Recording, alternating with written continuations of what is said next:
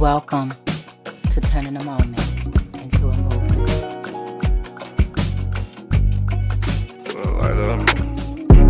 Just let the light of mine. I'm gon' let it shine. I'm gon' let it shine.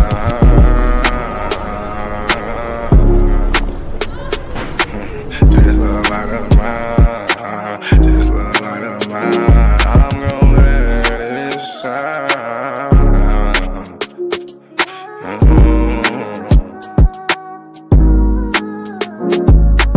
This little light of mine, I'm gon' let it shine. I'm gon' let it shine. This little light of mine, I'm gon' let it shine. I'm gon' let it shine. Oh Lord, just let it shine. This light of mine, this light of mine. Oh Lord, would you please just let it shine. Take the drama out of my life. Oh Lord, every night, the pain ain't right. I wake up at night, I never sleep. 26, 10, and 7, that's just me. Every day I need a little seed. I need a little fresh air, man, I need to breathe. All I know is trauma, all I know is tickets. All I know is no visit, all I know is a mission to get straight up out of prison. Lord have mercy for me. Lord have mercy on my people. Preacher Mary Washington and all my real. Lord have mercy with my people. I pray to God, we really need you. When I was down bad, when things weren't going right, every time I prayed at night, I put my hands up in my face. I said, Lord have mercy, little light of mine. Lord God, please let it shine. It's the drama that I live in my life. I swear to God, I was a bad guy every night. 10 toes down, salute. Everybody suffering, everybody who trying to make a way. Everybody looking for the sky, everybody looking for that piece of pie. In a law library, I know what that feel like. hoping that somebody get active and involved in your situation. Man, pop your collar and pray, cause Lord have mercy on my soul. And they make bad guy father get out soon. And the rest of those brothers who be mobbing to child each morning. Oh man, I ain't going to this afternoon. Man, I'ma miss dinner today. I got a cup of noodles. You know what that feel like? Yeah, you know what it is. And if you a victim of a wrongful conviction, suffered and served by Ken Worthy, then I know that you know what that pain feel like. And your mama know what that pain feel like. Your father know what that pain feel like. With that light, let that little shine. Let that light shine a little light of mine. Bad guy, Doughboy Week, all these great people in this great world of ours. 10 toes down, salute. I appreciate you, bad guy. I appreciate you, Week. I appreciate the tech. I appreciate everybody in the studio. We gonna pop off the LV, ooh-wee, cause that's what they be liking to see. But I hope you hear the missing when you see me fresh. Ooh. Salute. Salute. You do good, bro?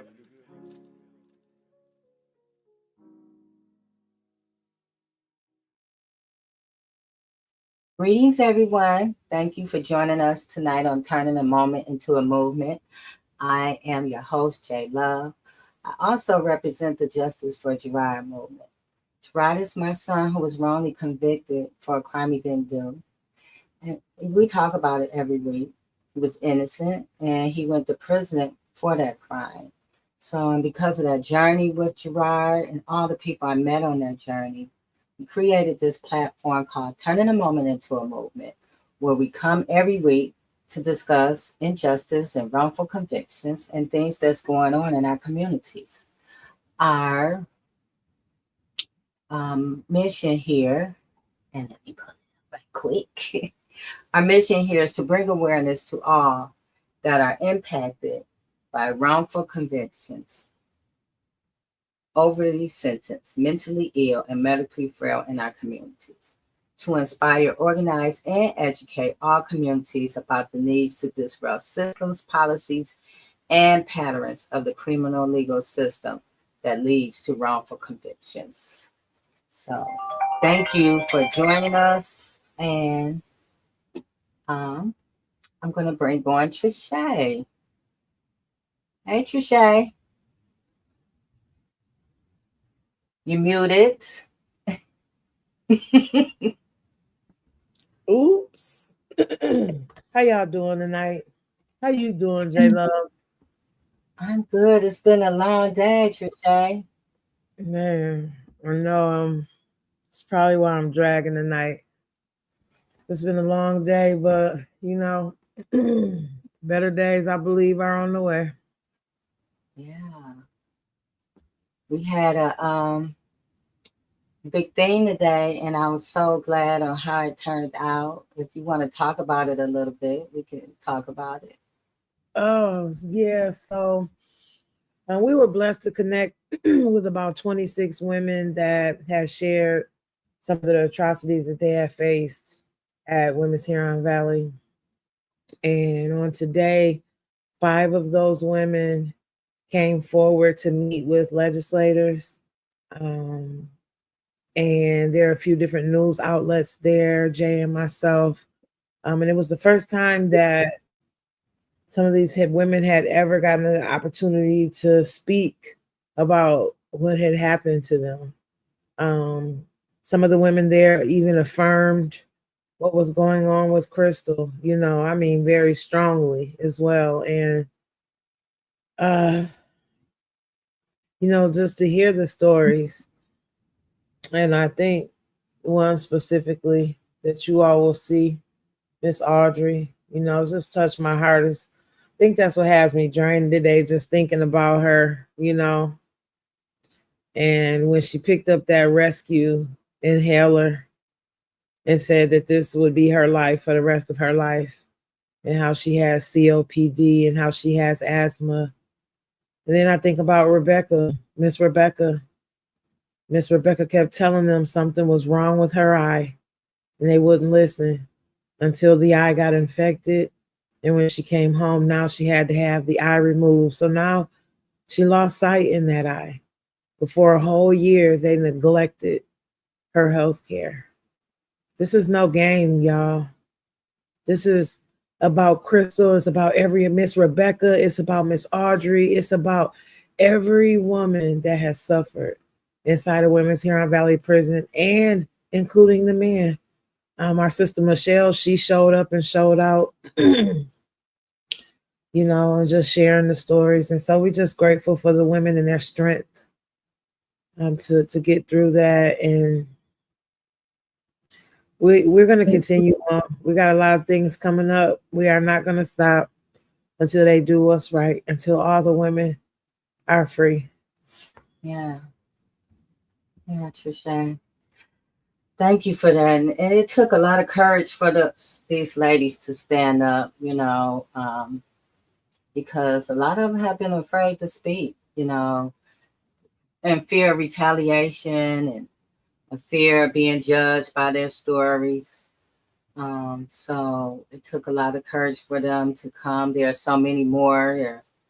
People are reaching out to us every day. And so we're going to just push forward with, telling these stories and getting justice, not only for Crystal, but for all the other women inside of that place, the Valley of Death. So, yeah, thanks, Trisha. Thank you, Jay. I appreciate you. And, it's just funny because Jay was just shooting me videos, and just a lot of behind the scenes stuff that was going on, I'm just grateful for you, Jay. I'm grateful because you suffered a lot, and you definitely are the epitome of what this show is, turning a moment into a movement. So I salute you. Thank you. And I love you, sis. I love you too, Trisha. Hey, Marcus. What up, though? What's up, Trisha? Yeah, I'm over here feeling good right now. Yeah, feeling real good. Exhausted, Introduce tired. yourself. Oh, yes. This is Marcus Kelly of the Change at Midnight Coalition. I am a commitment to organizing, advocating, training, and of course, again, advocating for the full restoration and enfranchisement of impacted communities. And I stand in solidarity with my sisters Trisha and J Love and Crystal Clark. Free Crystal Clark. Yes. And Marcus, just tell us a little bit of what you're working on, because I think it's very important that people should know and look forward to, what you got coming up. Yes. Right now I'm working on we're trying to remove slavery out of Michigan's Constitution. I'm currently working on a documentary film, just kind of highlighting not only the fact that slavery it lives in the Constitution, but also how it affects people that's incarcerated, that they don't, that it actually dehumanizes people, which is why we have situations like with our sister Crystal Clark going without Medicare, and people being fed spoiled food with maggots, why our outcries for assistance and justice in prison goes unheard, is because they don't look at people as human beings. They look at us as property. And prison was only created for to be able to produce goods for the United States of America, and keeping it funky for here in Michigan, just to produce things like license plates and stuff like that, where they can just force you to work 160 hours a month with no health care, no Social Security points towards your Social Security, no OSHA protections, so all those things, and saying tax you, but then you still can't vote. So it's like, all those things. We believe that, actually is the fact that all the harmful policies that we're fighting against today, the genesis of that is slavery. And if we can remove slavery out of the Constitution, then we can go back and repeal some of those harmful policies that keep people in prison and out of prison, oppressed, disenfranchised, and start a process of humanizing people. Yes, because, I was listening to one of the women today speak on the conditions, And she said they had leeches coming out of the water that they're supposed to be drinking at Huron Valley. And so, I think we get so hung up on why we're there or why the person is there. People get so hung up on that, but not seeing that you shouldn't treat anybody like that, whether they're there or anywhere. Leeches and mold and mechanical meat. They were telling me about the meat. And so, even in the comments of the video that we have out right now, the women are talking about the food. So we have to just find a humanity in others and in ourselves. Because if we love in ourselves and we see ourselves as human, we can see others as well. So we just asking for them to do the right thing, and that shouldn't be a hard ass. So I mean, and then as disgusting as it is, we have to really think about how this particular system was woven into our fabric of even what we consider to be public health and safety and criminal justice. The 4th, 5th, and 14th Amendment of the Constitution, the right to fair trial, all those things. I said the 4th, but it's the 5th, 6th, and 14th. Nowhere in those courtrooms that they tell us that jurisprudence was dependent on you losing your status and becoming a slave and status. And if somebody was told in that courtroom, even when taking that plea, because they got a 90% conviction rate because of people taking plea bargains. So once those handcuffs is hit to your wrist, the process of coercion starts. So then when you go in the courtroom, they say, is your plea knowing and voluntary? But nobody knew that or was told by the judge or the lawyer or the prosecutor that if you plead guilty, then you are willingly putting yourself in slavery. You are giving up, you are taking on a status of slavery. And so I believe, if lawsuits was filed on behalf of this, it's because we was coerced into slavery. Conviction is supposed to start a process. Again, I always say you can't rehabilitate somebody who has never been habilitated, but we're going to just say rehabilitation because that's the sexy word that they use. So if the process of rehabilitation is supposed to start when you leave the courtroom, then you can't say that you're rehabilitating somebody when in fact you are enslaving them. You can't be rehabilitating somebody when you're torturing them. Such as Crystal Clark. You clearly see that it's a problem at Huron Valley. You clearly see that it's somebody who's literally dying, and you can actually help them. Our elected officials, or everybody who's involved, you see this. It ain't like it's a movie and you get up the next day and it's a whole different story. This is reality. This is humanity right now, and we have a chance to put our best foot forward. And that's why I always say people always utilize Bible scriptures that when it benefit them, but everybody always ignore the part that says those that done this to the least of my brethren done the same to me. We have a woman, a mother, a sister, auntie, a cousin, a leader suffering, and because she spoke out, they are in the process now of what they call back on the old chattel slave plantations of breaking the buck. So we're going to put our foot on her neck. We're going to force her to crawl around, take the things that she needs around to get around, continue to make her stay in that situation, knowing she's not going to get better being in that situation. And we're going to use courts, we're going to keep battling out in the courts to keep her incarcerated when we know that she's in an unsafe, and inhumane living conditions. And she's suffering atrocities. A prison sentence should never be a death sentence. And nobody was aware that when they got found guilty or when they took that plea bargain that they was entering into a status of slavery. Yeah. Nobody. Yeah. Right, Marcus. Thank you, Marcus. Yeah. So Brevity is running a little behind, and so we're going to keep it moving. We're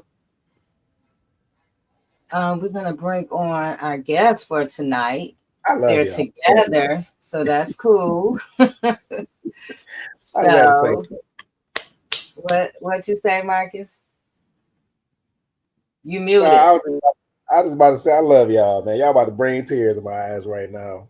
This I'm a little emotional right now, but I talked to Crystal a little while ago, so it's just like I just sometimes when you listen to her voice and you hear it, just kind of does something to me. Yeah. And We love that's you, Marcus. That's what we've been trying to get across to people. When you hear her voice, when you talking to her, that is what pushes us to be so passionate about what we're advocating for. So I get the Marcus. I get it. And let me say this, Jay, I will no longer apologize for anything that is said, anything that is done. I don't think we was apologizing anyways, but at the end of the day, we need action. And until we get action, we're going to continue to push, and we don't care who doesn't like it. We have been politically correct. We have, behaved. We have tried to work alongside. We have call people in instead of call them out. Doggone it, it's time to call jokers out. Mm-hmm. This is 5 years, and we need action. And we're going to get action because we're going to keep pushing until we get it. Yeah. Right. So now we're going to bring on our guests, the awesome Miss Diane. and Michael DeGraffinried. Am I saying that right, Michael? Help me with that because I don't want to mess your name up. It's DeGraffinried. DeGraffinried. Greetings, you guys. Yeah. Hello. One sec. Okay. So introduce yourself. Okay. Tell us a little bit about you, Michael. My name is Michael DeGraffinried. I'm from Inkster, Michigan. I just got released from serving a 26-year prison sentence for a crime I didn't commit. The police knew in the beginning it wasn't me that committed the crime, so they used the person that actually committed the crime. They charged me with shooting him and let him walk away free. And so one of the victims came forth with an affidavit 20 years after my incarceration and told the truth that he told the police that I wasn't the shooter. And they hid this evidence from me for 20 years. Then it took another 6 years for me to get released after I received the information, because in my belief, Kim Worthy blocked every effort that I used to get released. It's like they fought against me. The integrity unit is really a trick, to get guys to really solidify their conviction in there, because they the prosecutor office, and to think that they're going to assist you, they not. So it took me 26 years to get released, and right now I'm out on a personal bond right now. My sentence was vacated, and almost 2 months ago, my sentence was vacated, and I was granted a new trial. So now what Kim Worthy and the prosecutor office is trying to do now is prolong my new trial. They filed a fake appeal, and they trying to get my new trial date pushed back. And so I go forth next week for a probable cause hearing. And hopefully, like I said, I'm out on a personal bond. They just took the GPS tether off my leg, and so I'm still trying to fight to get my life back. Even though I'm in the streets, I still ain't free because I still got this hanging over my head. Kim Worthy, they got all the evidence I'm innocent. They got the person that confessed to doing it. I don't understand why she's still trying to fight so hard to send me back. And let me add too that the CIO, the chief officer in charge of Michael's case, was Darian K. Williams. While Michael was on trial, he was busy driving across Michigan in his Inkster police car on Inkster police time, robbing drug dealers and getting paid for it. And he was eventually convicted back in 2003 in federal court in Chicago. So I don't know how they think they're going to be able to bring this case back against Michael. This was a travesty that this officer was allowed to do that, testified at Michael's trial, and, was taken in nothing, saying nothing about what he was doing. It was after the trial that he got convicted. But for them to think that they can just bring this back now when a man like that was in charge of the case. So wait, Diane, you said this officer, you're muted, Trisha. He was riding across town robbing drug dealers. And across the state, across Michigan. Well, what actually happened was him and another guy concocted a plan that the other guy would buy the drugs from the guy. And when the guy pulled off with the money, the police officer pulled him over and take all the money from the guy. And this is a case, U.S. versus Steele. This is a case that the officer got on the stand and admitted to what he actually done. He got on the stand and admitted that they did a drug deal. And he pulled the car over in his police car. It was $400,000. It took the money, and he was paid $15,000 for his part. Then he went to prison for extortion, where he told the same guy, he arrested the guy, and they created a carjacking scam, where he told the guy that, give me $150,000 and I'll make your case disappear. The guy refused while they had him in jail, so the police went to the guy's wife in Illinois. The guy's wife called the FBI, and they recorded the whole conversation. And they got him in the middle of erasing the case and picking the money up. And everybody played a part of the case with the prison. And this is a case. It's U.S. versus Steele. I don't know the exact numbers, but that's the name of the case. And this is a well-known thing that Kim Worthy know about. Her and Valerie Newman. I had an interview with Valerie Newman, and it was a sham. And, right now, that's what the prosecutor is trying to use, the little 30-minute interview I had with the integrity unit as cause to prolong my trial and to send me back to prison right now and take my bond away from me. And what kind of on the so-called Brady list?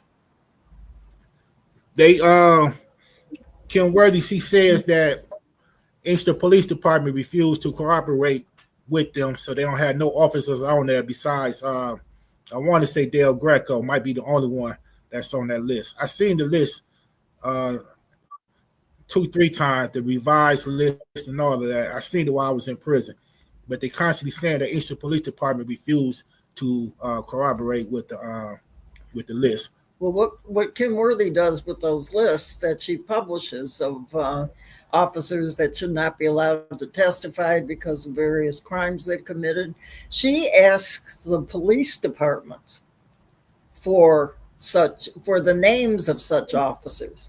Now, it's those police departments that convicted the people in the first place, rather than going out and investigating the cases of people that are, terribly erroneous and wrong. They ask the police departments for names and put those on the Brady list, the Brady Giglio list.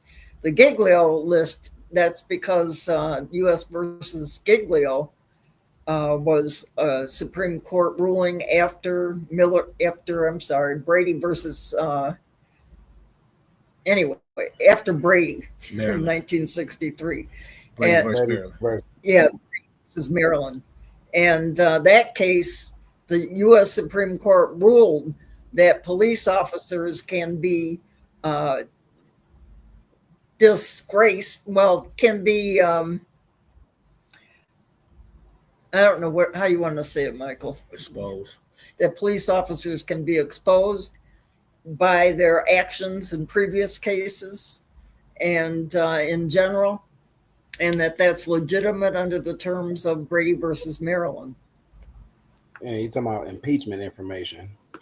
Impeachment, that's the word I was looking for. Right, exactly. But they only pick and choose which officers they want to put on that list. I think the ones that's been revealed already is the only ones that get put on that list. There's many more officers that has misconduct where they supposed to be put on the list. They see the officer that's involved in their case, and then they can investigate and see how it relates to their case. So it seems like it's a lot that's on there, but if you look at the number of prisoners that's in prison, that's on paper, that's on whatever, it's no comparison to how many people that's actually in there with the officers with the conduct they committed. That part right there. In Michael's case, they also had Gregory Hill was one of the officers involved in his conviction, and Anthony Abdullah. Both Gregory Hill and Anthony Abdullah had been involved in cases of other prisoners who were actually exonerated. And they know that. So I got a call a few weeks ago. Young lady, I won't say her name, got pulled over by the Inkster police.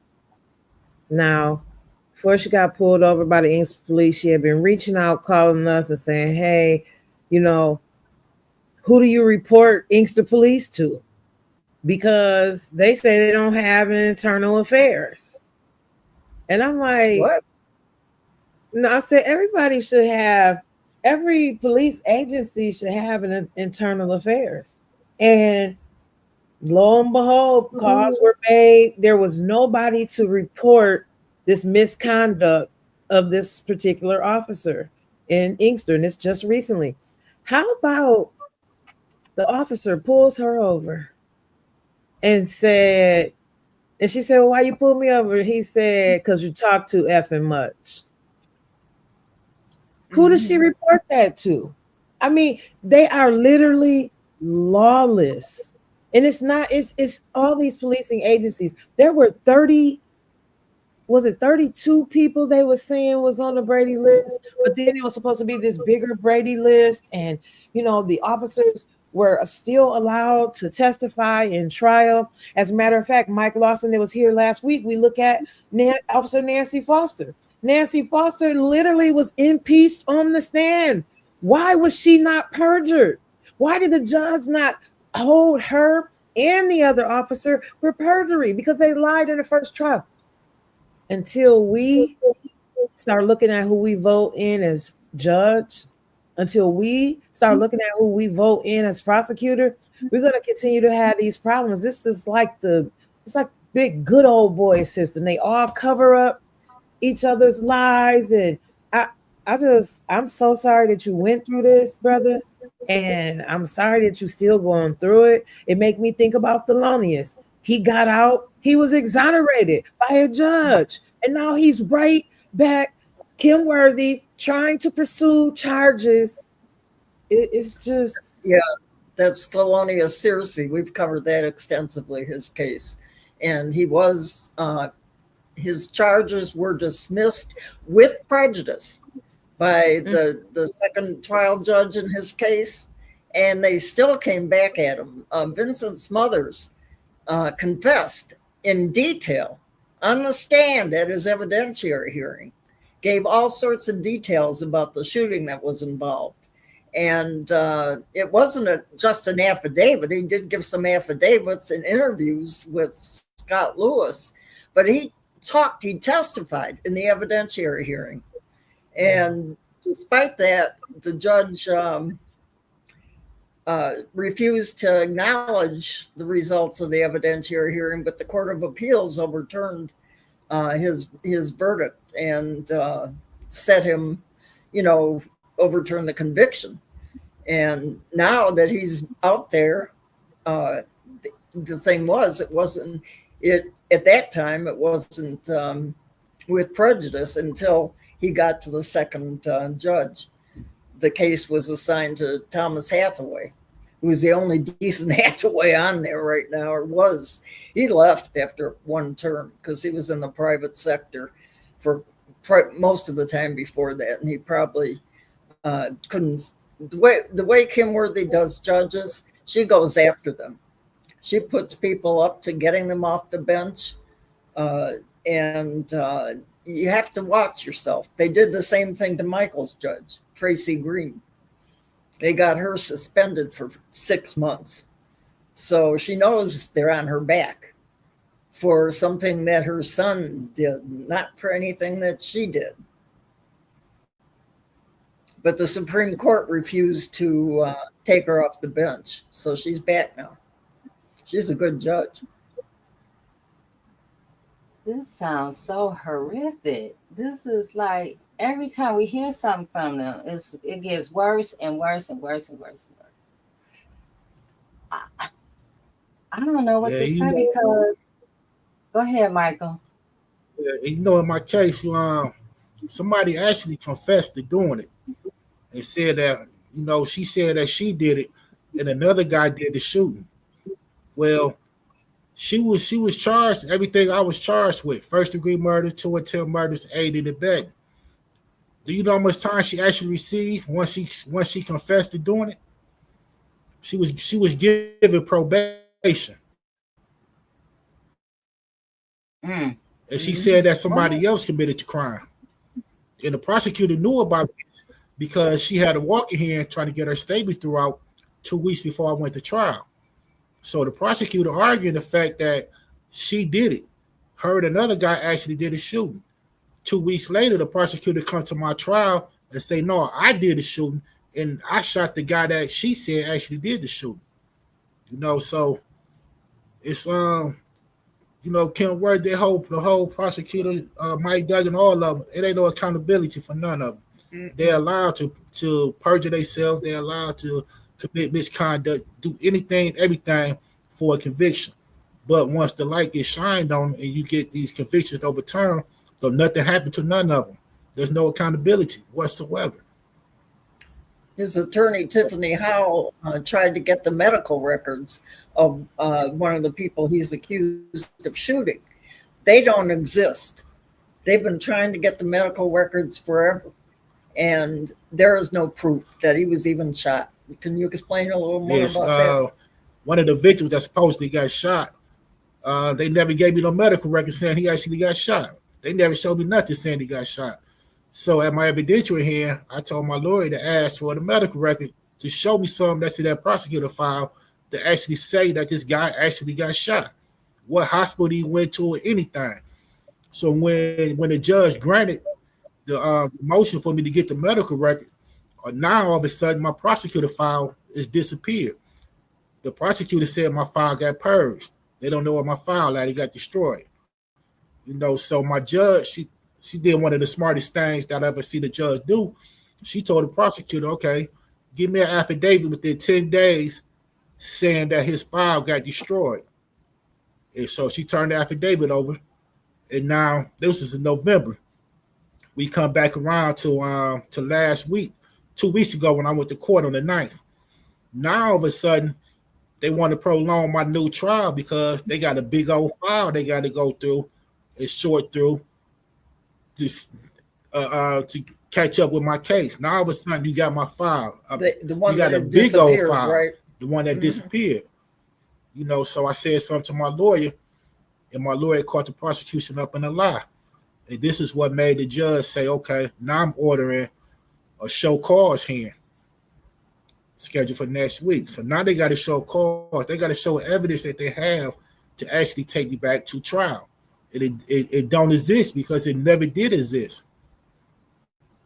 So now I don't know what they're actually trying to do. They're trying to scramble and try to find something that don't exist. Now first my prosecutor file got destroyed. Now you got a room full of papers for the prosecutor file that you're going through. So it's, that's when she took the tether off my leg after all of that. And I'm still out on the personal bond. And for me to be released on a personal bond after serving 26 years on a murder case, you know, it shows to me that the case is real weak, and they just, you know, trying to throw stuff against the wall to see if it stick. Kim Worthy does not tolerate people coming up against her on wrongful convictions. She will pursue them till their death, as she did in the case of Marianne Gaboldo, whose daughter was taken by the police and Child Protective Services. And she stood them off for a long time. In 2011, the police descended on her home with helicopters, tanks, everything. Yeah. And Kim Worthy kept pursuing two judges dismissed charges against her 2 separate times. And Kim Worthy kept pursuing it until she finally got a ruling on her side from the Michigan Supreme Court. And Marianne Gaboldo was scheduled to go back to trial on the charges again.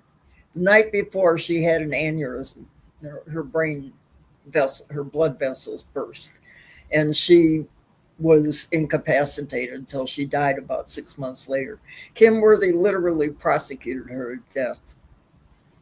She was a mother trying to protect her 13-year-old daughter from the state, from police, and from the healthcare institution, the corrupt healthcare institutions. Yeah, I remember that. That's sad. I wanted to answer Trishay's question. Every municipality is supposed to have a internal affairs space in there, but if they don't, then you need to tell that particular person. If they don't, then she can actually file in the Eastern District Court. I told her to call the FBI. Shoot, I didn't know who to tell her to call, but I knew that the buck doesn't stop with them. That's what they make people think, that the buck stops with them, and then people just walk away. We got to stop walking away. We got to fight back against what we know is wrong that they continue to keep doing, man. Go take that. Go in the Eastern District Court, and then they're gonna ask what steps does she take to remedy it, and she let them know I went and tried to report. Tell them who she tried to report it to in that space, and they said there was no internal affairs with that. Okay. And you pretty much go there. But a lot of times they only really listen to lawsuits, honestly. You know what I'm saying? Because, you know, obviously Crystal Clark case. You know what I'm saying? They don't really, you know what I'm saying? If you file anything else, you try to, you know, grievances and things like that, and brother, no, yeah, they kind of ignore them. Because they really don't expect you to go further. But here's the thing: the state, you know what I'm saying, makes so much money off of the policing system. They get about 60%, 70% of the budget. So they make so much money that they would actually take you to court and tie you all the way up in court for years. It's like, we got money. You know what I'm saying? We get $9 billion, you know what I'm saying, a year. So what's a couple $100,000? So it's like, you know what I'm saying? So you just had to, you know what I'm saying? A prime example of that, I don't know if y'all watched the Alabama project, Alabama Solution. That was just so disgusting, but it gave a prime example of the atrocities, you know what I'm saying? Such as, you know what I'm saying?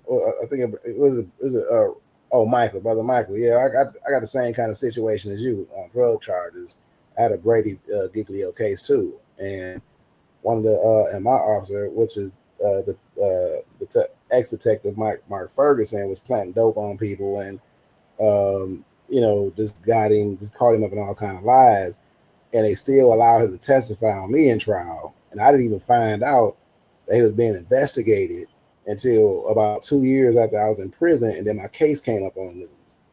Like, you know what I'm saying, y'all, they locked the innocent man up, you know what I mean? And and that's the only reason I even found out about it. They never told my attorney. You know what I'm saying? I'm telling the courts and everybody, they lying, they like, and they finally come out like, well, he been saying they lying all this time. Y'all let him testify on this man, even though y'all knew that you know what I'm saying, he had impeaching information that he could impeach them in front of the jury. You know what I'm saying? You've been planting evidence on people. You are actually under investigation for planting evidence on people. You know what I'm saying? And you still allow them to testify against Marcus Kelly. So it's like, So I understand that Brady Giglio case, and I understand what you're going through. I'm still fighting myself right now. You know what I'm saying? I've been home 5.5 years, so I know exactly what you're going through. I got my conviction overturned, and they just keep appealing it back and forth. It's like a ping pong for me. But that's heartbreaking. Is trauma within itself because you got to relive it every time it comes up. You know what I'm saying? On top of having to live through the process of every time they have a stay or hold your case in abeyance when they're doing appeals, you still have this conviction on you. So you still living pretty much because slavery being in Michigan's constitution, you still living as a second-class citizen. You know what I'm saying? You still suffer the same disenfranchisement and oppression of anybody who's on parole or have a criminal conviction as a result of that conviction being on my case. And it actually blocks me from having certain, housing. If I go to housing, they look up, even though we got the ban the box, they look up, find out I'm a drug dealer, and they eyes he serve time for selling dope. So we don't want him in the neighborhood. We don't want him in this. I can't get certain jobs. So it just automatically, block me out of a lot of things that I'm actually entitled to as a human being. So I get what you're going through right now. I'm just going to tell you to keep your head up, brother. And it's going to be a fight. And you're dealing with somebody like a Kimberly Edwards. I said Kimberly Edwards. The prosecutor in Detroit, Kim Rhodes. And and as disgusting as a prosecutor that she is, you just got to keep up the fight, man. You got to keep with the faith. You know what I'm saying? Stay prayed up and just keep going, because what God got for you, can't nobody stop it. And you here right now because you're here to tell your story, and you're gonna be living to tell your story tomorrow after you get, fully exonerated. So that's really all I have for you, man. My heart goes out to you, and I just see myself in your conversation. That's why I'm usually talkative, but I just was taking in everything you was saying. Yeah, I appreciate it. The thing I got on my side right now, I got my attorney. She's a former prosecutor. She used to work for Kim Worthy. She worked for Kim Worthy for 7 years. And she's a real good attorney. She been my attorney since 2020. I filed my motion for her myself, but she came on and she took me the rest of the way. My attorney, her name is Tiffany Howe, and she's a good attorney, and she used to be a former prosecutor. So everything they trying to pull, everything they trying to do, she already know about it, and she on top of it, and she on top of them. So I got full faith in her that she gonna pull me through this. The motion that he filed, by the way, the pro se motion, I was just really struck by it because he was wonderful in that motion. He really made it plain and legal at the same time. It wasn't a bunch of legal verbiage. It was straight to the point. There's a link to it in the story that I posted on him just a couple weeks ago. So you can actually read the whole motion there. I think he probably has a future as an attorney because he did an excellent job. Oh, wow. That's awesome. I just think that I'm listening to this and I'm just like blown away at the gall of all this stuff. Like, you have officers that was out robbing people and, literally strong arming people. All of their cases should have been looked through immediately. Yeah. Just with this type of behavior. And I don't know if I mentioned this to Marcus or Trisha today, but I'm like, we need some type of legislation for this. Because if you're found guilty of doing heinous crimes like that, you just didn't wake up and decide today, I'm just going to do this. You've been doing something all along. And how many other people are victims of what you've been doing? And so it seems like that we there should be some kind of policy or some kind of legislation that make them go back and look through these cases.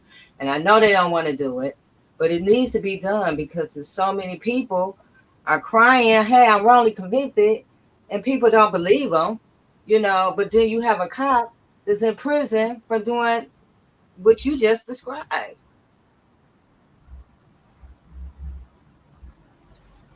I just think that we got to really do a better job of standing up, man. I'm telling you, we walk away from stuff so much. That's why I salute your courage. You took your life into your own hands.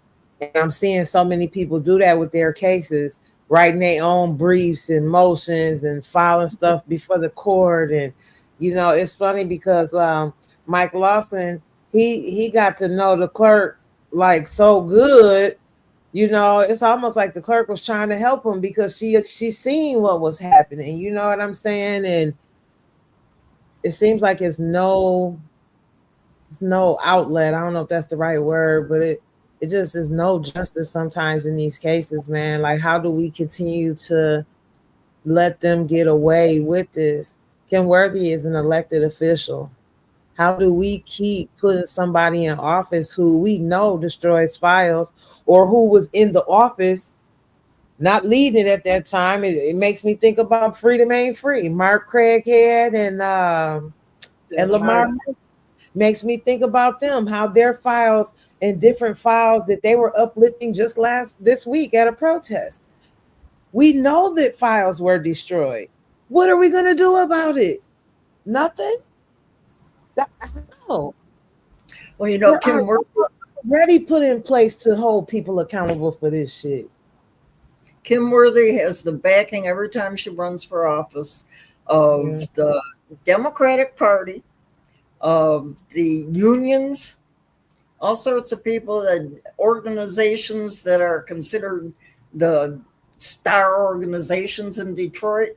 And they just keep on, despite the evidence of what she's done to numerous people who are in prison still.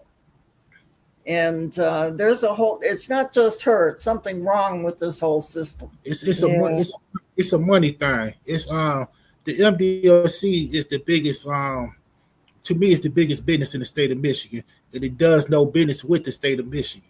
You know, it's everything is revolves around money. They send so many of us to prison, and now you got to pay for everything. When I came through, you didn't have to pay court costs. You didn't have to pay all that type of stuff. Now when them young guys come through now, you got to pay for every single thing that you went through in court. So they in prison right now with a $5,000 to $10,000 restitution that they have to pay in court costs now. They do business with Kansas City, Missouri when you order in food, you order secure packs. They do business with California, Minnesota, with Texas. Our phone system is ran through Texas.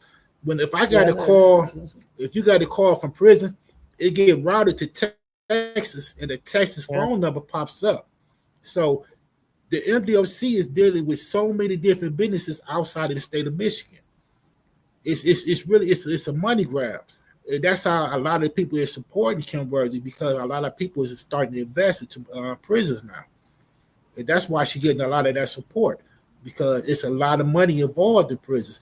And I heard when y'all was saying earlier about your young sister that dealing with the health care. You know, they told us they passed out a memo. They changed the thing. They saying that if you got a certain amount of time, you can't get health care. You can't get dental care. You only can get health care if it's an emergency. You can't if you got like a year left, either 1 or 2 years left, you can't go see the dentist unless you're in pain. You can't go get your teeth cleaned. You can't go get checked out unless you're in pain and they gotta pull the tooth. And that's all they're gonna do. They ain't gonna try to save it, they're just gonna pull it. You know, so if you got a certain amount of time left, you don't necessarily get health care unless it's an emergency, something that you're a chronic care patient or you're a mental patient or something like that. They try to attempt to help you by putting you on drugs, especially if you're dealing with the mental. Mm-hmm. Yeah, so go ahead. Nah, that's how they try to justify Stale versus Gamble with providing health care in prisons. You know, you look at some cases where the prisons push back, where our attorney general's office with all 30 of their lawyers push back and say, well, if we give somebody a band-aid, you know what I'm saying, that's providing health care. So it's like, you know what I mean, or even with the legal writing program as a blanketed protection of violations of a guy's right to access to the courts. They say, well, we got a legal writer on the yard. You know what I'm saying? However, what people don't know, what the courts don't know is if you have a GED or education, you can't even go to a legal writer. So, and you might have 2 weeks to file an appeal, and you ain't never studied law in your life. And now people are boxed into prison because they don't understand law. They fighting against people who've been studying law for 20, 30 years.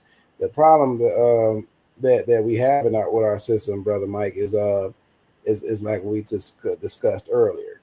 When you're talking about slavery being in Michigan's constitution, when we're talking about how jurisprudence had, even in jurisprudence, the judge never told you that you're being sentenced to a status of slavery, or when you in violation of your 5th, 6th, and your 14th Amendment right, because you can't even make a voluntary plea if they didn't tell you that you're giving up your status to become a slave and be subjected to involuntary servitude. So so you right about saying it's a money grab and it's a whole money system.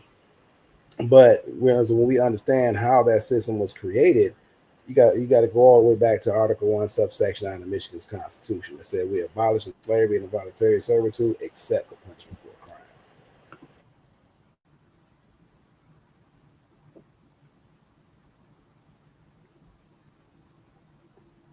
Wow. So this is mind blowing. I was not expecting this conversation. I wasn't expecting it to be like this police officer, that still got me like, Yeah. how can this police officer not be on a Brady list anywhere, or the other ones? And also, how can he do all of this stuff and nobody say, hey, this doesn't raise a red flag to anybody in the state, anybody in the prosecutor office, anybody? And so it's kind of like Michael's case of last week. You're fighting somebody who already know the answers, who already know the truth, but they rather keep you in there, and then look who's going to pay for all of this. So when Michael, once you get cleared and you're exonerated, they're not going to pay for any of this. Prosecutor office is not going to pay for any of this. Detroit police is not going to pay for any of that. We're going to pay for it. The taxpayers are going to pay for it. There is no accountability on the other end. No, nothing. Their budget is not going to be slashed, or they're not going to lose anything from the budget. They're not going to lose anything. They just open to do it another day to somebody else. And that lies the problem. And that part is so disgusting because, again, it takes away accountability. If you start hitting people personal pockets and giving and sending people to prison for intentionally lying on somebody and destroying their life and destroying their family's life and stuff like that, then then people wouldn't be so quick to pin cases on people or something like that. Even prosecutors, if they can get prosecuted for for malicious prosecution or hiding evidence that could have exonerated this brother, then it would set a precedent to other prosecutors. Okay, we're not going to do that because I ain't going to go to prison. You know what I'm saying? But there's a reason. Why they wouldn't do that. They're going to always protect their interests, right? And because we pay for whatever, like even lawsuits, right? Every lawsuit that has ever been filed here in the state of Michigan against prisoners, against correctional officers in the state, they don't get charged. They don't never hit their accounts.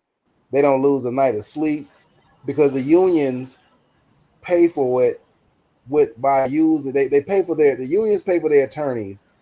But guess who pays the lawsuit? Like you just said, Jay, we do. Mm-hmm. We do. But then they still push on the public Well, this is about public health and safety. Well, prison and jail and police and are the only failing system that we have in the United States. I'm going to speak particularly to Michigan. It doesn't stop crime like they tell people they're going to do. It doesn't rehabilitate people. It doesn't do anything. If you go to any funders organization, anybody, any nonprofit or whatever, if they're not producing, they don't get funded. Well, police and jail and prison are the only people that will continue to get funded. In fact, get increased funding for fucking up. That tells you that it's no longer, that it's not about locking people up. Go ahead. I'm sorry, Trey. Sure. Oh, that's okay. Jail and prison is exactly where all the people that have wrongfully sent people to prison for life need to be. That's the only thing that's going to make a difference. They need to be charged and sent to prison for stealing people's lives. It's basically a death sentence when you send somebody to prison for life. And that is stealing somebody's life. Mm-hmm. And you know, it's so many of them that's in there still. You know, it's so many that's in there still. You know, and it just makes no sense. And, you know, and while you in there, we see rehabilitation. The MDOC do not teach rehabilitation whatsoever. They wait till you get down to your last year or so and try to hit you with a program just so you can outsmart the parole board, so you can learn what to say when you go to the parole board. I've been in prison 26 years. And I ain't taken out one class for rehabilitation. I wasn't rehabilitated even if I committed a crime. They never gave me no sorts of rehabilitation whatsoever. The things I did it myself. You know, I went in there and I changed who I was myself. Not because the MDOC put me in the class to teach me how to do anything. I never seen the internet until I got released. I never seen a computer. They giving you tablets now, but that's the most that you have to the outside world. They wait till you get down to maybe a year, 2 years at the most. Now they want to put you in some type of class, violent prevention, for CSC, SOP, or whatever it is. They wait till you get to the door just so you know how to talk to the parole board to go home. And they does this just so you don't have no type of training to really survive out there. You got to have a support system. Some of the guys end up coming straight back because they never learned nothing while they was in there. There's no rehabilitation in the MDOC whatsoever, unless you want to do it yourself. And the piggyback off what you're saying, the word rehabilitation has always been kind of used loosely because you can't rehabilitate nobody who has never been habilitated in the first place. First, you have to actually have the tools to be successful, maybe lose them and forget, and then they can rehabilitate you. But if you come from a space of disenfranchisement, poverty, things like that, or not, so you are not equipped with the necessary tools to be successful, then how is prison rehabilitating you? You've never been habilitated. And then and to your point, what you just said, you know what I'm saying, and it's sad for we got, you know what I'm saying, like our family that's come home, our juvenile lifers, it's sad because you lock a guy up for 30, 40 years, give him life in prison. He's been locked up since he was 14, 15 years old. And because he got more than 7 years, you can't get college education. You can't get, you know what I'm saying, no GED programs. You can't get, you know what I'm saying, computer trainings, work, you know what I'm saying, trades. You can't get nothing. After 30 years, when you get, they say, you know, so we letting you go. This 15-year-old kid who is now 45, 50, 60 years old walking home with no skills. Mm-hmm.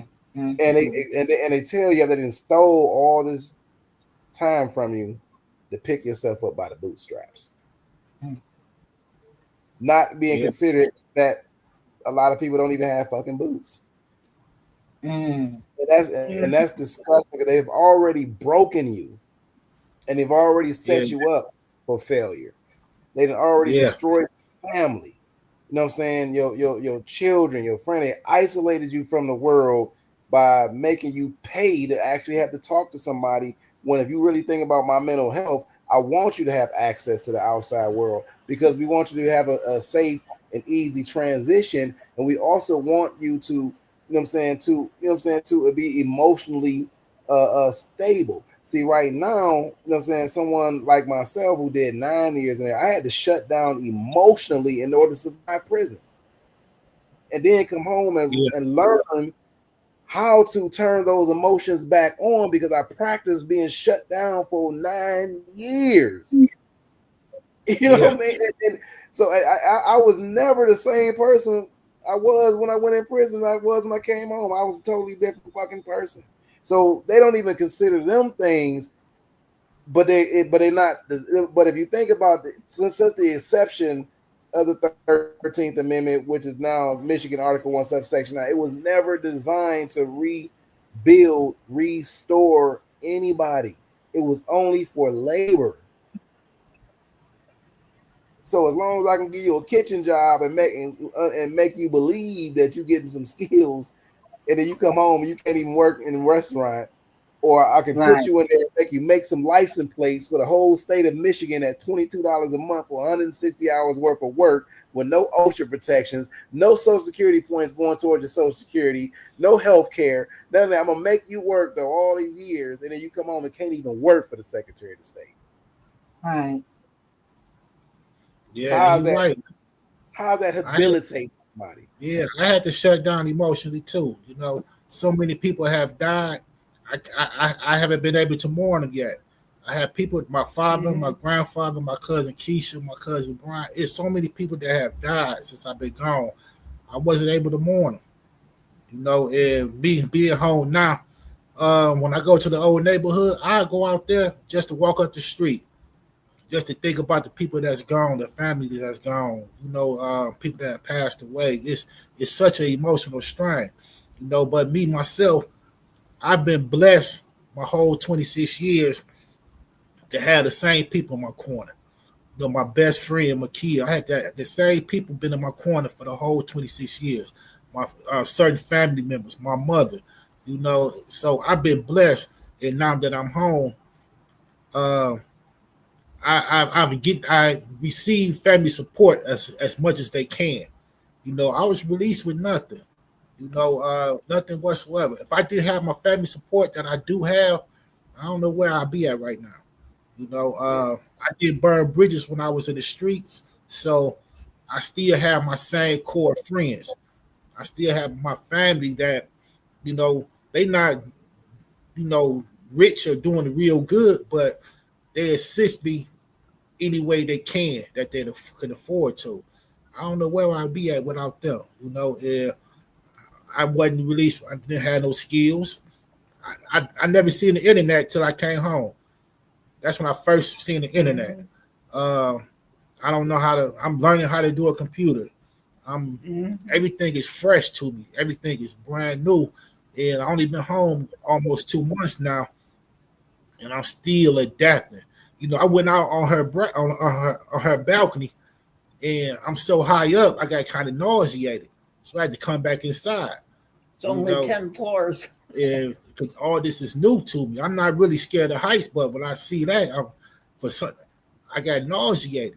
And, you know, it's like my brain. It's like I'm learning everything again. Everything is like me doing this, seeing this, how this is.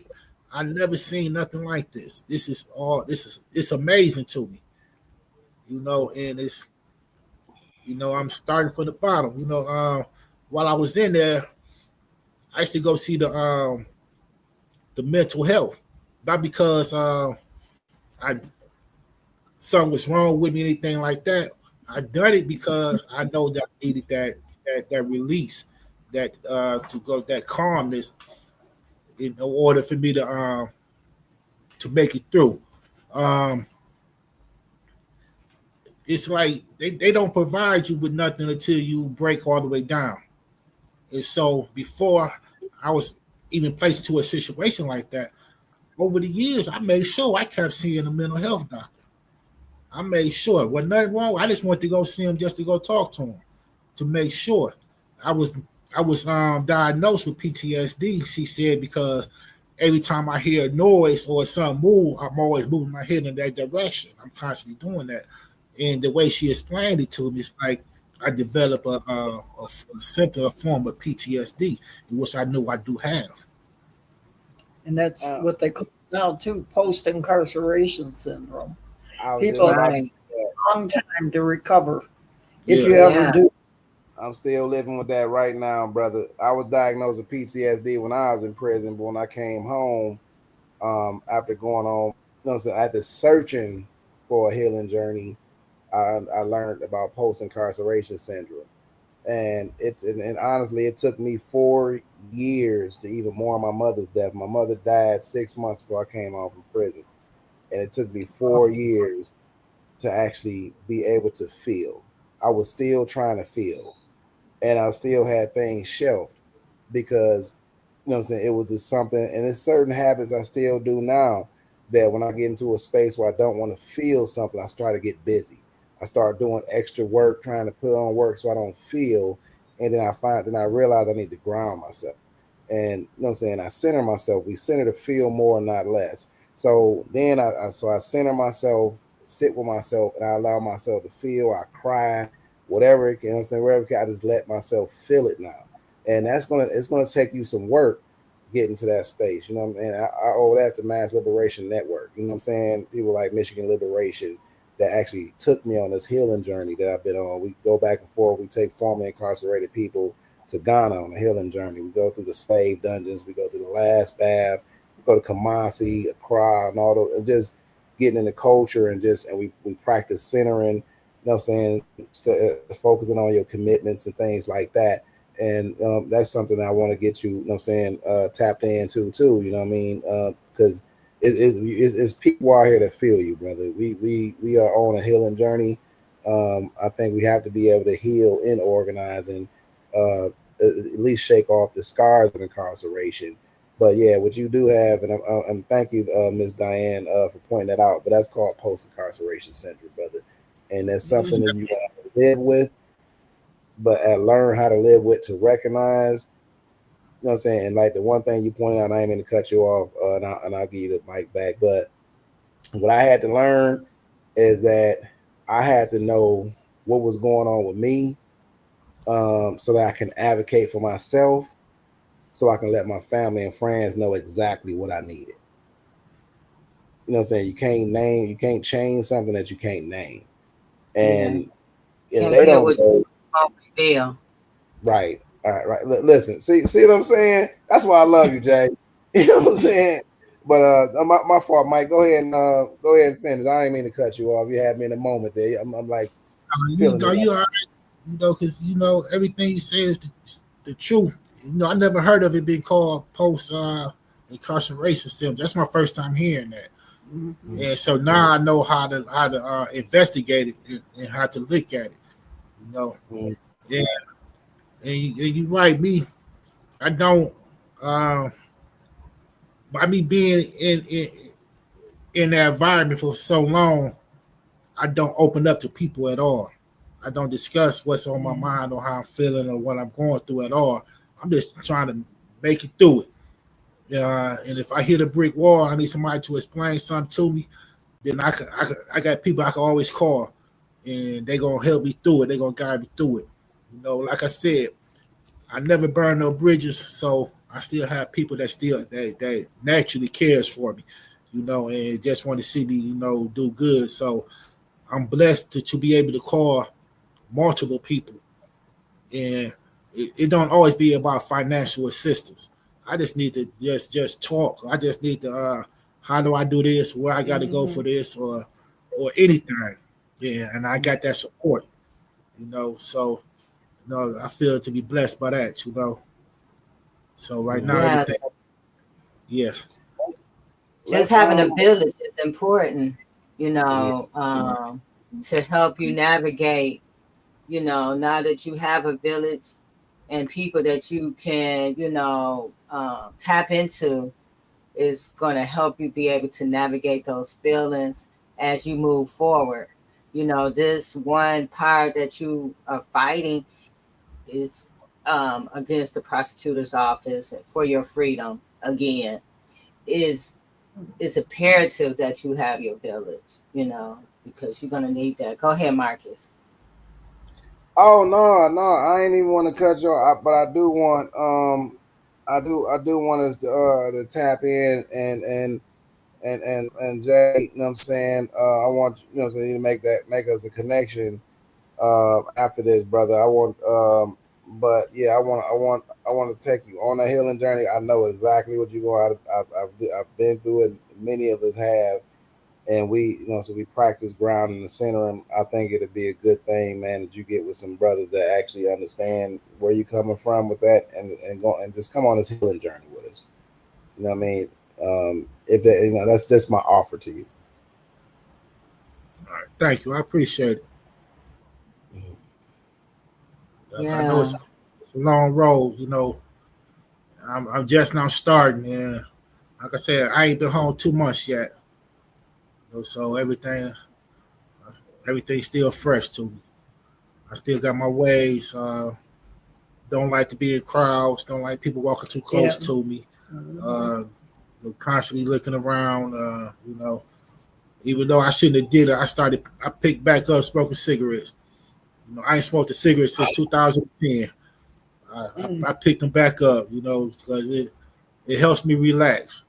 A cup of coffee and a cigarette in the morning, it helps me relax. I don't drink. I don't do no other drugs or nothing like that. I just trying to cope. And, this seeing all the weed dispensaries. That's to me, that's real heartbreaking, especially in Inkster. In Inkster, we got 6 to 10 weed dispensaries, but we ain't got a high school. It literally makes no sense to me. Right. So it's trying to adapt. Same thing in Detroit. They destroyed this whole public school system in Detroit. Tore down so many schools, closed them, high schools, and then they wonder why kids are out in the street fighting each other and shooting each other. There's no educational system for them. Right. I even saw like someone was saying that there's like right now today over 3,500 kids homeless that are students in Detroit DPD. 3,500 students. Then also just how like 40-something% of them are living in poverty. It's a recipe for disaster when you don't have those outlets, and people to pour into you. So, as we, fight for justice and the voices like Michael and Crystals and others, we also we're facing a battle with voting rights. I don't know if you know about this, Marcus, but Louisiana versus Catalyst is a case that could change how every state protects or denies representation.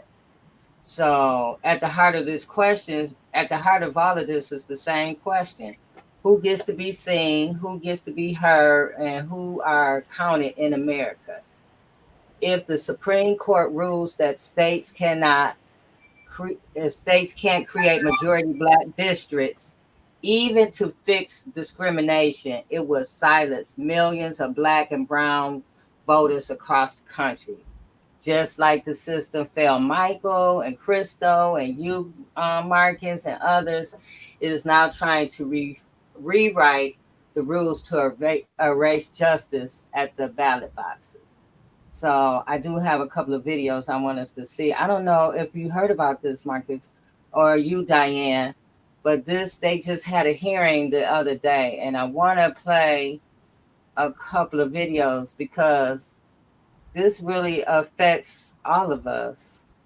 If you care about your voting rights, then you should be paying attention with what just happened today at the Supreme Court in D.C. The case that was presented today is Louisiana versus Calais, which has to do with gerrymandering and redistricting, which disproportionately affects Black voters. Gerrymandering means that political boundaries have been manipulated, specifically in electoral districts, with the purpose of creating an unfair advantage for one party against another. So how does this impact everybody versus folks just in Louisiana? Well, this case specifically centers around Section 2 of the Voting Rights Act. Section 2 prohibits racial vote dilution, and the 14th Amendment's Equal Protection Clause, which prohibits racial gerrymandering. Based on a census in Louisiana, they created a congressional map that gave Louisiana, who is 1/3 Black in population, one Black district out of 6 total seats.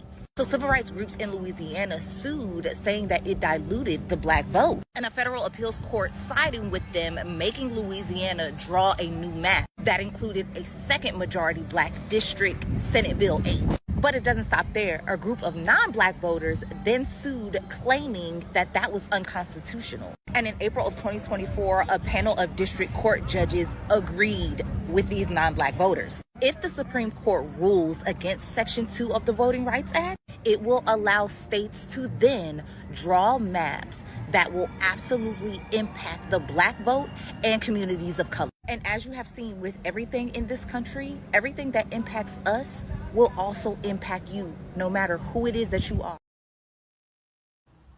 All right, there's a case that's before the Supreme Court today, Louisiana versus Calais. And it's not really getting the attention that it should be getting, and it is a big deal. So I just want to take a break in my regular things that I normally post right now, because I think I need to talk about this. This case could decide whether Black and brown people have voting rights left in this country. And I know that sounds dramatic, y'all, but it's not, I promise. This is about the last part of the Voting Rights Act that still actually works. So here's what's going on, right? The Voting Rights Act was created back in 1965 to stop states from making it harder for people to vote just based on race. And most of these protections have been stripped over the years. But there's one piece left, and that's Section 2. That's the part that says that states can't draw voting maps or create laws that make it harder for Black and brown people to have their votes count. It's how communities have been fighting back against gerrymandering, which is when politicians redraw maps to keep certain groups out of power, essentially. And Section 2 is the reason that any of those unfair maps get challenged at all. So now Louisiana is in front of the Supreme Court today, saying something incredibly ridiculous, but also very dangerous. They're basically saying that states shouldn't be made to consider race when trying to fix racial discrimination. That makes no sense. Like, how do you fix racism without looking at race? You can't. But that's their argument, and the Supreme Court agreed to hear it. And if the Supreme Court sides with them, Section 2 won't be completely gone. It'll stop working. Because if you can't talk about race, then you can't prove racism. That's the loophole. Back in the 80s, the Supreme Court tried to make this law weaker. They said that you had to prove that racism was intentional. Like you needed someone caught saying, yeah, I did this to stop Black people from voting. And that made cases almost impossible to win. So Congress actually stepped in and said if a law ends up hurting Black voters, then that's enough. You don't have to prove impact, just intent. That's how Section 2 got stronger again. That's how Black, Native, and Latino communities started winning back fairer representation. But Calais could undo all of that progress. If Louisiana wins this case, there won't be any real federal law to protect voters of color. The part that used to stop states from changing laws without permission, that died in 2013 with Shelby County v. Holder. And this would take away what's left. And we already know what happens when that guardrail disappears. After Shelby, Texas, Alabama, North Carolina, they all started passing voter ID laws that targeted Black and brown people. And in Pasadena, Texas, they redrew maps overnight to weaken Latino power. It's the same pattern every time. They just keep waiting until nobody's looking. So yeah, Louisiana v. Calais isn't on every headline, but it should be. Because this case is not just about one election. It's not just about one instance. This is not just one case. It's about whether our votes, our voices, really, still matter after this election is over. So if they gut Section 2, discrimination in voting won't just get worse. It'll get harder to prove. And when something can't be proven, it can't be stopped. And that's how they win quietly. Not with violence this time, but with paperwork and silence. I'm going to put a handful of legal organizations below that are working to stop this oppression. If you can donate, please do. But if you have a voice, you don't need a platform. If you have a voice, Spread the word. More of us need to know about this. Authoritarian systems survive on fatigue. The way you stop them is through repetition, connection, and support for the causes made to protect us. Yeah. Land of the free. The Supreme Court is trying to hide its plan to prevent black people from voting and rig elections for Republicans. This is bad, like very, very bad. The court's announcement that it'll pick up Louisiana v. Calais signals they're ready and eager to dismantle the Voting Rights Act of 1965. The monumental legislation was a major turning point for the civil rights movement, guaranteeing equal protection for minority voters and that their districts would fairly and accurately represent their populations. The Voting Rights Act was necessary because previously, white people literally owned black people, so finally giving them access to fair elections was the least we could do. The case in Louisiana was brought forth by a bunch of racist white people who say that the Voting Rights Act is racist against white people, saying that the equal treatment of minority voters is actually discrimination against white voters, partly because of racism, and also because people of color and black people are more likely to vote Democrat. Republicans want to make it so that they have the legal ability to gerrymander the it out of the country to make it harder for their votes to count as much as white people's votes do. All states will be able to gerrymander elections to serve the political party they favor, and a state that is only 40% white will be majority white controlled. None of what's happening is a coincidence. This is a well thought out, well coordinated, and well researched attack on many, many levels. Project 2025 and the Heritage Foundation, along with other leading conservative figures, have been working on this plan since pre-Reagan, and their plan to capture all levels of government,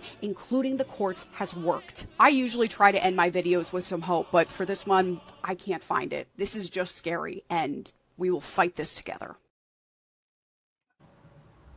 Yeah. So, Diane, have you heard anything about this case? Yeah, I've been following it some. I was glad to see those videos because they explained it more. But I knew it was an attack on the voting rights of black and brown and poor people in this country, in the districts in which we live. So it's serious. There's a book out that called The Second Amendment. It's about the Second Amendment. Wait, let me get a copy of it here. I can show you. One second. Okay. So we got a lot going on, Michael. Yeah. Still trying to make it through. This book just really blew me away. Well, it's backwards here. The Second, Race and Guns in a Fatally Unequal America. And it's by Carol Anderson. Mm-hmm. And it is a history of how the Second Amendment, from the day it was put in place, was meant to disenfranchise and disarm black people and people that were slaves at the time, and continued with all sorts of horrible massacres and everything through the 19th century, the 20th century, and it's continuing. They're trying to get back to that now.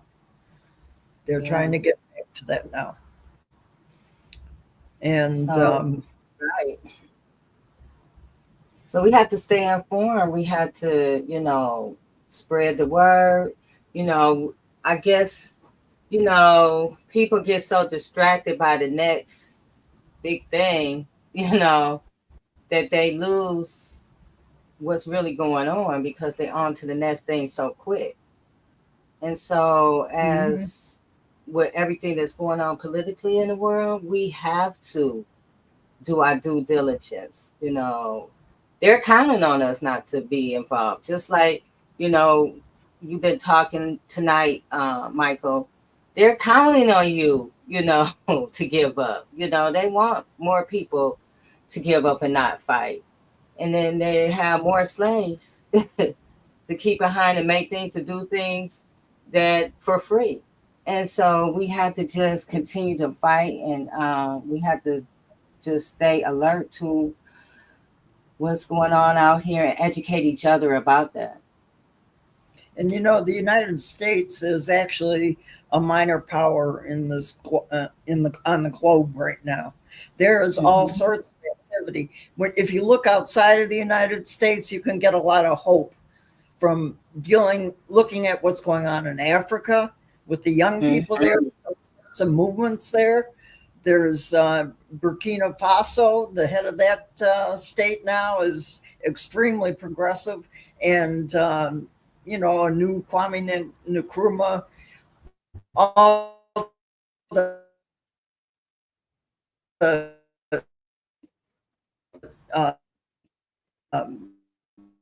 leaders that the U.S. has assassinated and the imperial over the years.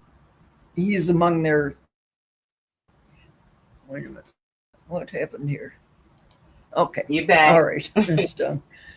Anyway, you go there and look, and then you also look what's happening with this BRICS, the economic coalition of Brazil, Russia, China, India, and numerous others that have gotten together now to make a new world order, basically, one that isn't founded in the Western imperialist system. So that's hopeful. That gives hope to the future. And people should look beyond our borders. The United States is in dire straits right now, but it's not without hope for the rest of the globe. And, like with Venezuela right now, with Trump threatening to invade, they actually have a lot of support from Russia and Iran. And people need to get away from this. What even the Democratic Party in this country is doing is putting Russia and China up as the enemies. They are not the enemies. They are not. They have systems that are more humanely based than the capitalist system in this country. They're not really socialist anymore exactly, but their history, the Soviet Union lost 20 million people fighting fascism in World War II, and most people don't know that. They were responsible for the outcome of World War II. And so people have to get away from that standpoint of, and the Democratic Party does it all the time, makes them the bugaboos, makes them the enemy. And when our enemy is right here in this country. Right. That's the enemy of working and poor people, people of color, is right here in this country. Well, we can see it for sure now with Trump. Yeah, because the Democrats were so busy trying to, make, like you said, make the other people look like the enemies. And so instead of doing what they needed to do, and now look who's in control, and people are trying to get away from them. So, we had to hold our leaders accountable and, demand them to make public statements and do, more work to educate our communities about what's going on instead of listening to all the rhetoric, because we can get lost in that as if we're not doing our own reading and our own investigating. So. Yeah, actually, a couple of sources that I use to get the other side of the picture are Russia Today. That's a newspaper that comes out of Russia. It's on the internet. You can, and it's also on YouTube, and also Press TV from Iran. That has a whole different perspective. It gives you a lot of information about the lies that are being presented to us inside this country. And it's very helpful to read other perspectives because we see now what this country stands for in reality in the world, with Trump in there, with not just Trump, it's the whole racist system. This country is rooted in blood, in the blood of the slaves, in blood of the Native Americans. And it's the heart of this country has never changed. The heart of the United States has never changed. It's still there. And they're trying to bring it back. Trump's trying to get back to the Confederacy. You're right. If you're paying attention to, if you understand history and looking at what they're doing, you're right. Especially with now, even as we're talking about this case, Louisiana and Calais, where it looks like they're trying to make it, take away all the black votes and just, put it to, you know, one group thing, like they're all in control and we rarely have a voice. So we really have to pay attention and quit just walking around here oblivious to what's going on. So what is next for you, Michael? Would you let everybody know what's next? What you got? What's the next? When's your next hearing? My next court date is the 24th. That's next Friday. And that's what for prosecutor show cause. And the judge gonna make her decision on the 27th. And the hearing is what time on the next hearing Friday? is at 1:30 next Friday. Then on the 24th. Then I go back to court on the 27th for the judge to make her decision. Oh, so you could be exonerated. Wayne County Courtroom, the new courthouse. Okay. I could be released. Yeah, fully. They could drop the charges or whatever. Yes, it's possible. You know, they got to show the evidence they have to take me back to trial, and it don't exist. You know, the judge, she said that she wanted to release me, but it's not up to her. It's up to the prosecutor. You know, it's up to the Kim Worthy office. So we're going to see how everything turn out. But the reason why I say Kim Worthy office because she the head prosecutor. So everything to me, the judge has the final say so. I was granted a new trial. By me being granted a new trial, it's up to the prosecutor to drop the charges. The judge can't force them. What the judge can do is ask them to show me the evidence you have to take them to trial. And then she can dismiss the charges with prejudice. If it's not no evidence to take me back to trial, then she could dismiss it. But she still got to give the prosecutor the chance to present evidence that they have to take me to trial. And it don't exist. The only reason I was convicted in the first place was they manufactured evidence against me. You know, they used two people that wasn't even there during the shooting as their main eyewitnesses. And that's the only evidence the state had against me was two people who wasn't even there when the shooting happened saying I did it. There's no other evidence whatsoever but what they said.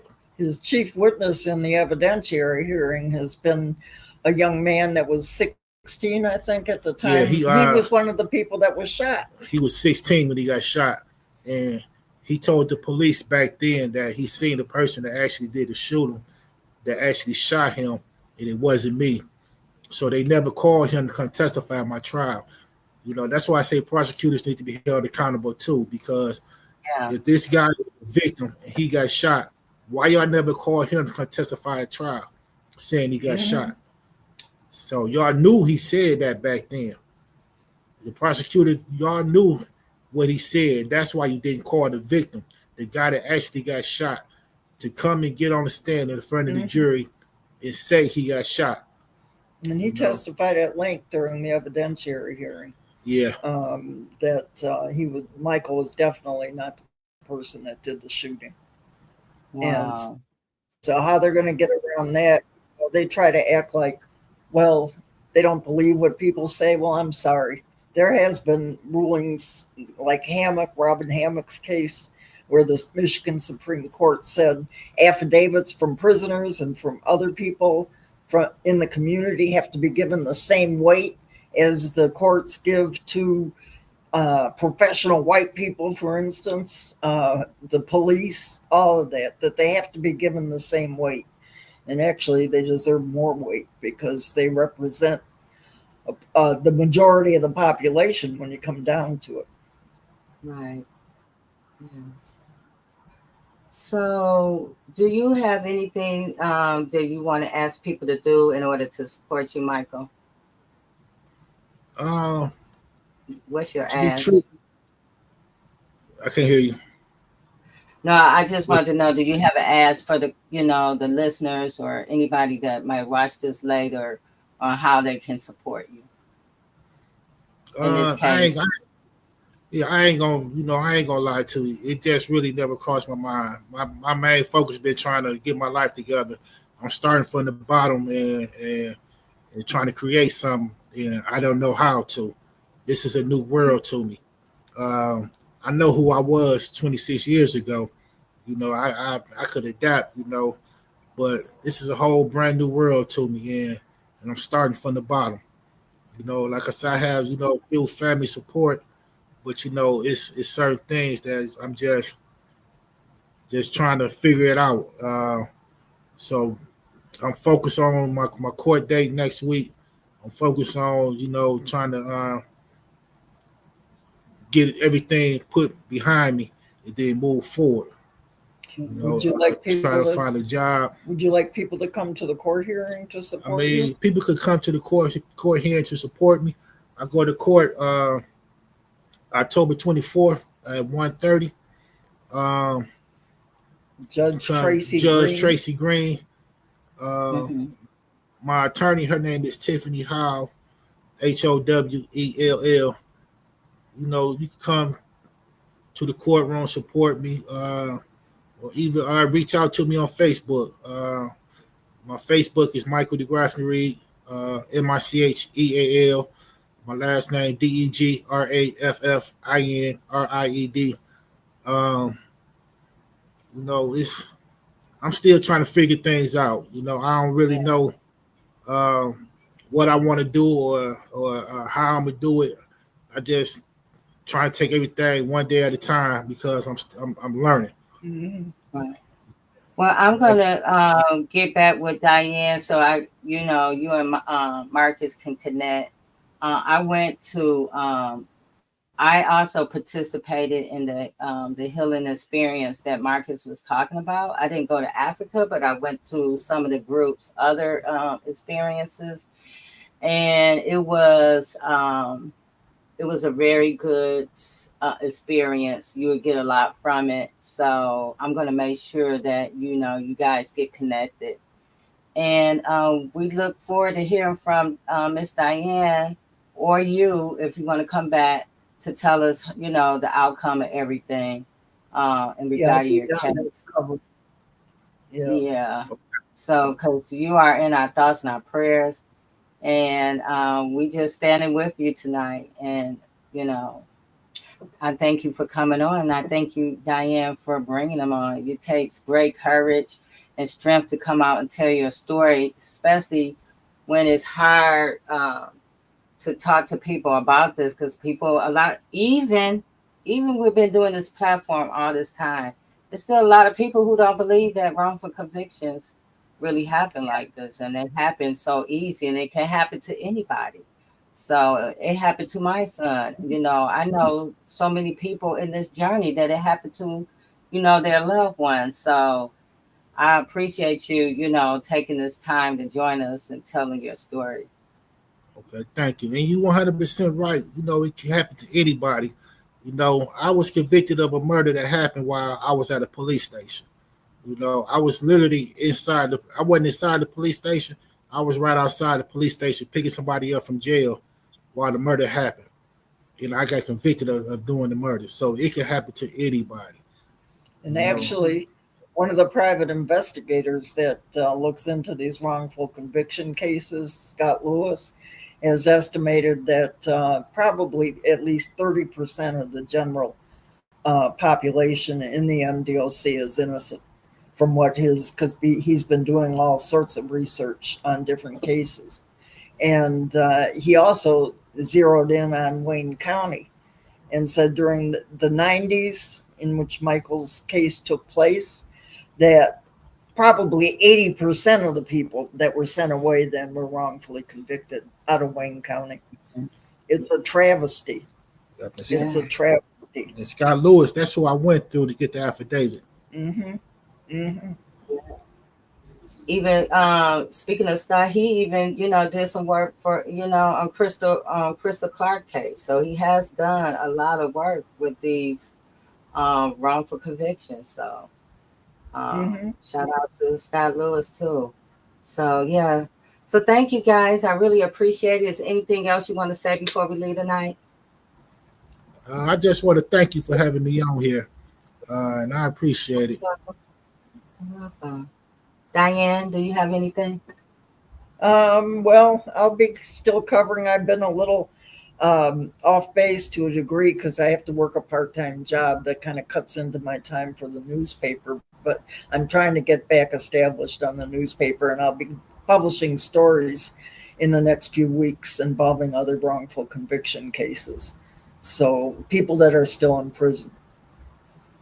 Yes. And if you guys want to support the Voice of Detroit, go to the voiceofdetroit.net, and there is a way that you can donate. There's through Cash App, right, Diane?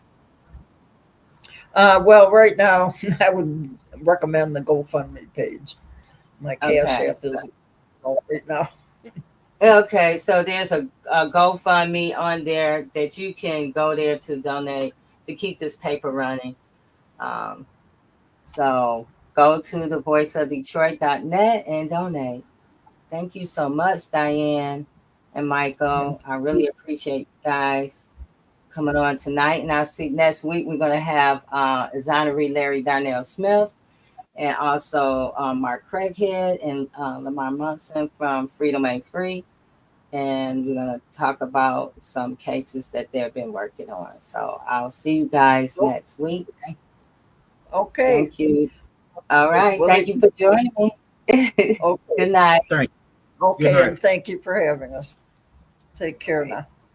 You too. Good night, everybody. Just a light of mine. I'm gonna let it shine. I'm gonna let it shine.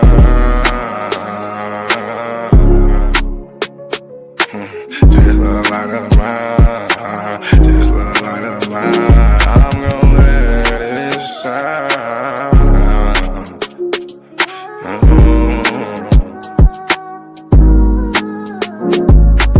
This little light of mine, I'm gonna let it shine. I'm gonna let it shine. This little light of mine, I'm gonna let it shine. I'm gonna let it shine.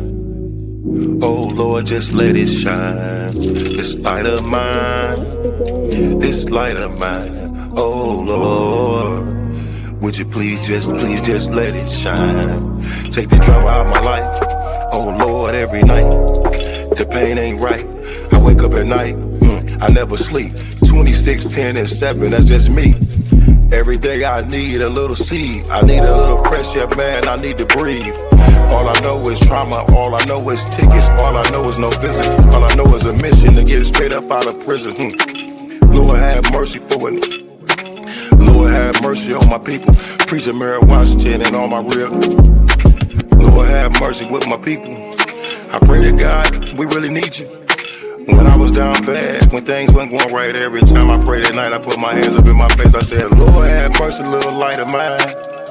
Lord God, please let it shine. It's the drama that I live in my life. I swear to God, I was a bad guy every night. 10 toes down, salute. Everybody suffering, everybody who trying to make a way. Everybody looking for the sky, everybody looking for that piece of pie. In a law library, I know what that feel like. Hoping that somebody get active and involved in your situation. Man, pop your collar and pray. Cause Lord have mercy on my soul. And they make bad guy father get out soon. And the rest of those brothers who be mobbing to child each morning. Oh man, I ain't going to this afternoon. Man, I'ma miss dinner today. I got a cup of noodles. You know what that feel like? Yeah, you know what it is. And if you a victim of a wrongful conviction, suffered and served by Ken Worthy, then I know that you know what that pain feel like. And your mama know what that pain feel like. Your father know what that pain feel like. With that light, let that little shine. Let that light shine, a little light of mine. Bad guy, Doughboy Week, all these great people in this great world of ours. 10 toes down, salute. I appreciate you, bad guy. I appreciate you, Week. I appreciate the tech. I appreciate everybody in the studio. We gonna pop off that LV, ooh-wee, cause that's what they be liking to see. But I hope you hear the missing when you see me fresh. Salute.